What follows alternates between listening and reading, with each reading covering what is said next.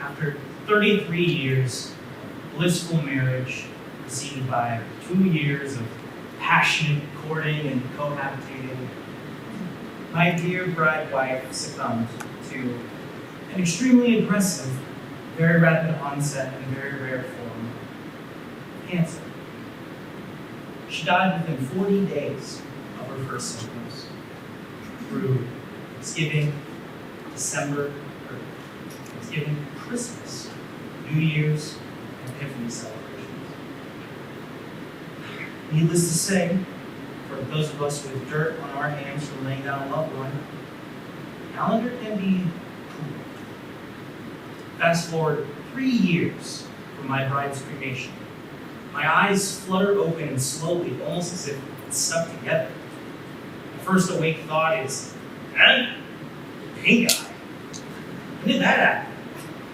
My eyes focus to a red-bearded man in a white coat, looking at me with a slight slant of his head. Awareness of my surroundings comes back to me. I'm not in my bed, and there's none of my familiar art to greet my awakening this time. I asked the red-bearded, white-coated fellow in a raspy, dry whisper, and using no uncertain Brooklyn Street vocabulary, "Who the fuck are you?" Sorry, but the real question of the moment is, who the fuck are you? I'm Richard Losciale. Who the fuck are you? I'm Clarence Boyle, one of the assistant cardiologists working with a team called the Cardiac Cowboys. Where am I? Cardio care and support. Why? Well, you have just awakened from a 31-day coma. You suffered a massive heart attack. You flatlined 2 times, were flailing and had to be restrained. Developed pneumonia, which left you with about a 1% chance of survival without cardiac damage, and only a 5% chance of living.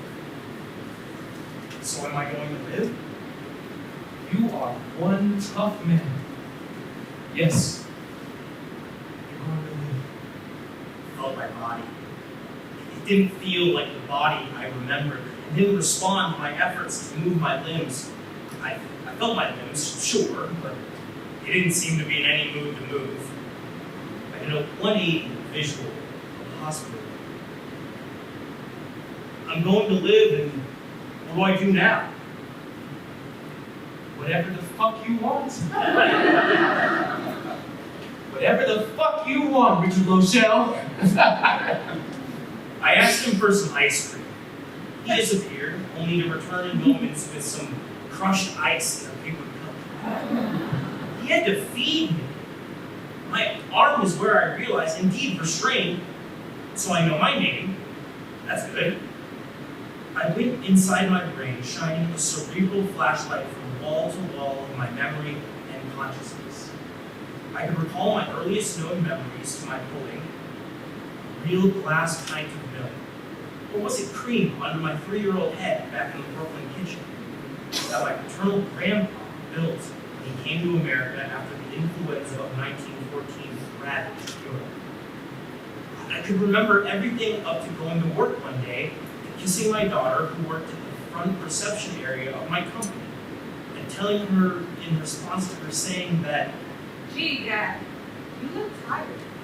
"Okay, must have slept fine. My left shoulder's kind of sore." After that, I remembered nothing, until the conversation I just had with the red-bearded cardiac cowboy.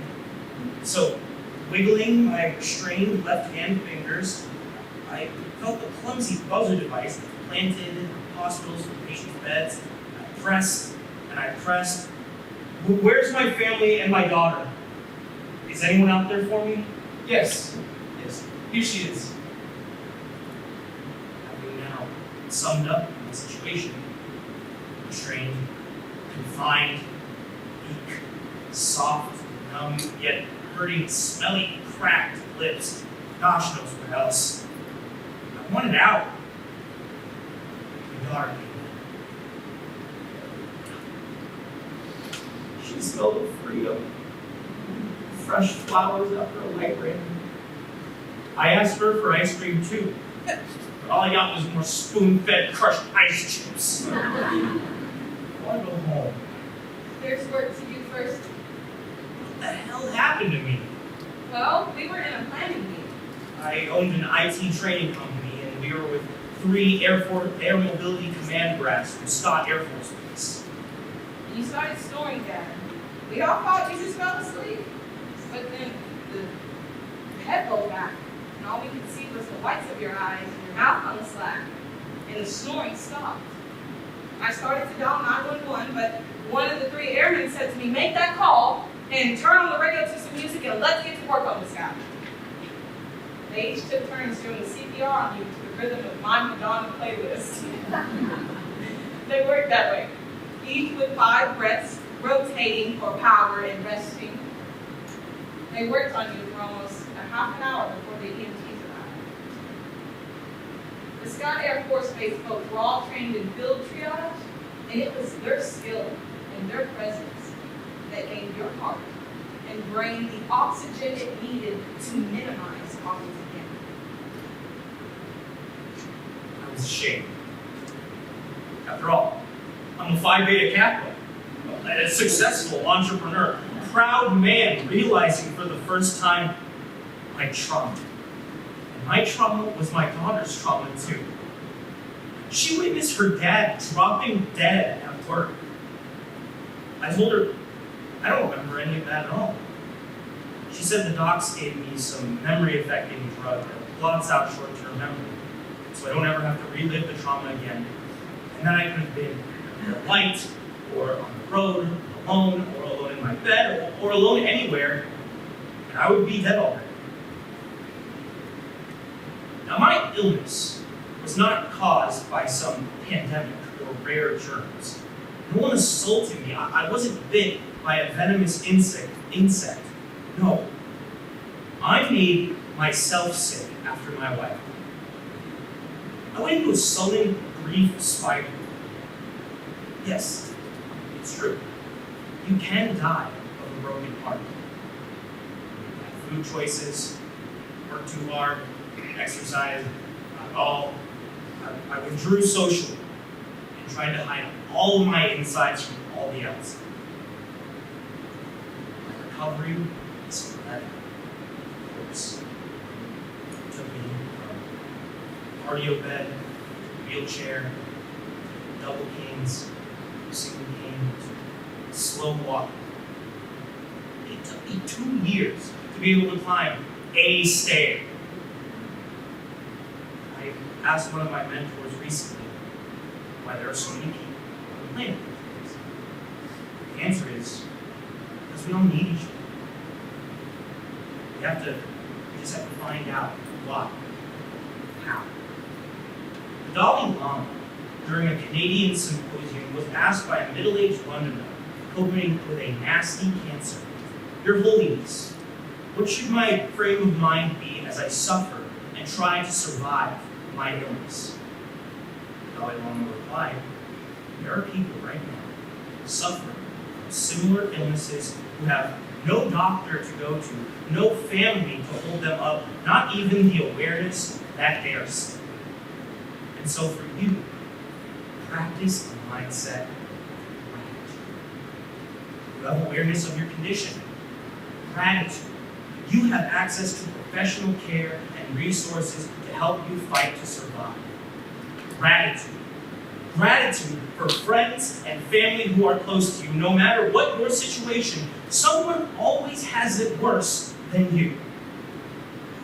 Now, I have 5 stents, a pacemaker, a defibrillator imprint. I'm blessed with a second life, and for however long the universe decides to keep me in this world, I will be nice. When anyone asks me if I believe in miracles, I say, nope. The only thing I don't know is how many miracles have happened. I bet there are scores of them. I never even noticed. Have you ever considered that this world is a miracle, that this life is a sequence of occurrences of gratitude, and that this world is a miraculous place that my earthly journey, your earthly journey, and all all our earthly journeys are those occurrences of gratitude. I'm here to tell you today that it is so. And when we change the way we look at things, the things we look at change too.